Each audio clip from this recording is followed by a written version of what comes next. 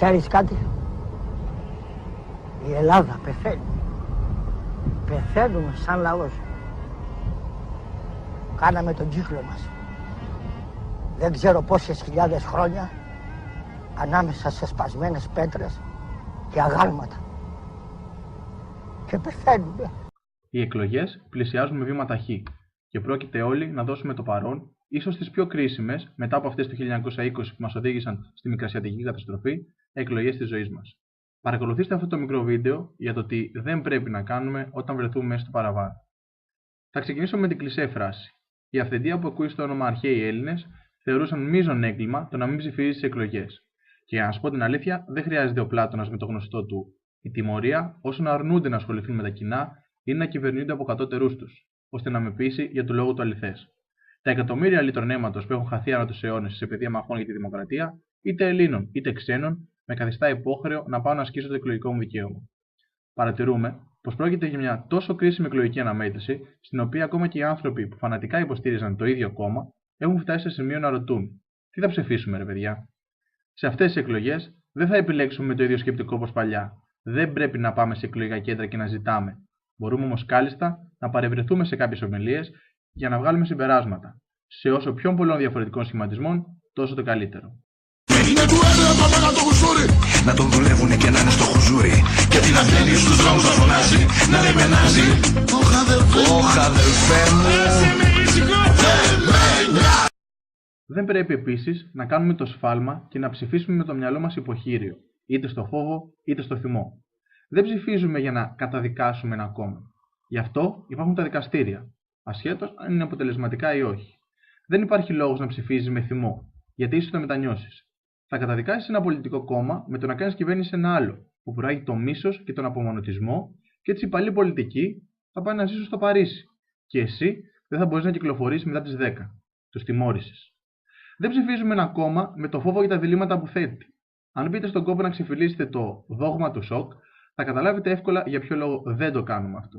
Η Ελλάς πέπρωτε να ζήσει και θα ζήσει, είχε αναφωνήσει ο Χαρίλαος Τρικούπης. Ένας εργατικός και ενωμένος λαός δεν έχει να σκιάζεται κανένα αύριο και δεν πρέπει να υποκύπτει σε κανένα δίλημμα. Λουκέτο! Λουκέτο! Λουκέτα παντού! Θα πεινάσεις! Θα πεινάσεις! Καταστροφή! Λουκέτα! Καταστροφή! Θα πεινάσεις! Θα πεινάσεις! Λουκέτα! Η πλειονότητα όσων θα πάνε στις κάλπες μεθαύριο θα κληθούν λογικά να απαντήσουν σε εξής ερωτήσεις. Ή ένα νέο και άφθαρτο πολιτικό πρόσωπο, ή ένα έμπειρο και ίσως διεφθαρμένο πολιτικό πρόσωπο. Όχι στο μνημόνιο ή ναι στο μνημόνιο. Καλό θα ήταν λοιπόν να μπούμε στον κόπο να διαβάσουμε τις συμβάσεις για να ξέρουμε αν πρέπει να πούμε ναι ή όχι και να μην γινόμαστε βορρά των δημαγωγών της κάθε πλευράς. Καλό θα ήταν επίσης να διαβάσουμε και την ατζέντα κάθε υποψήφιου για την επόμενη μέρα και κυρίως το πρόγραμμά του για την οικονομία.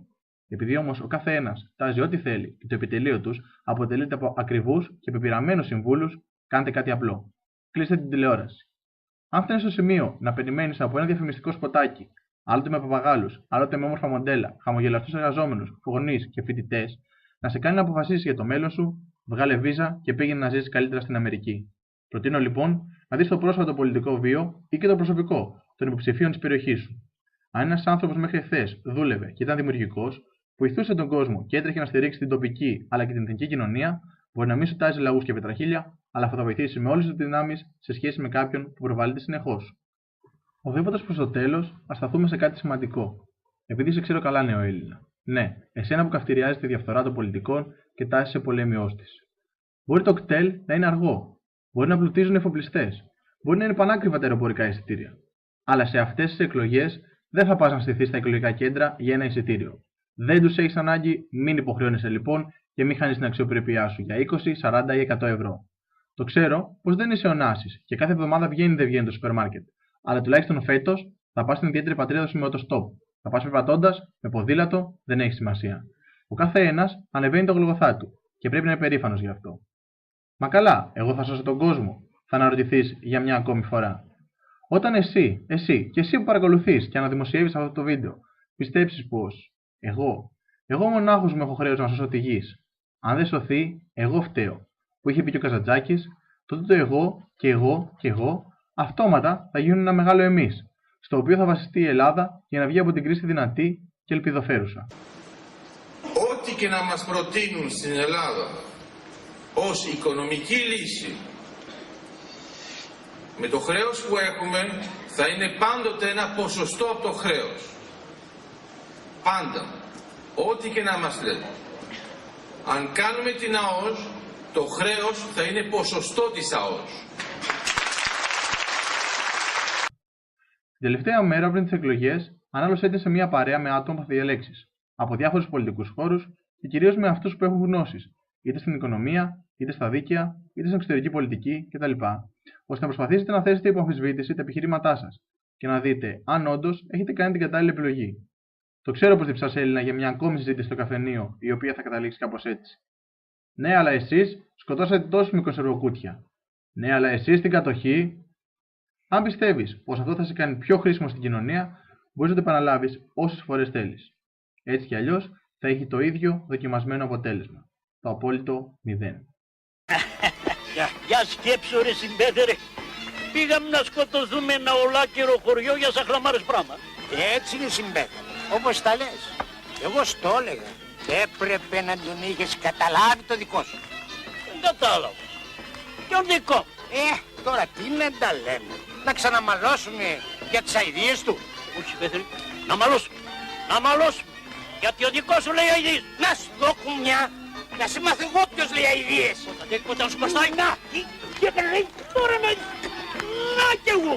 Πατέρα! Πατέρα! Αύριο τι μας να πηγάνεις.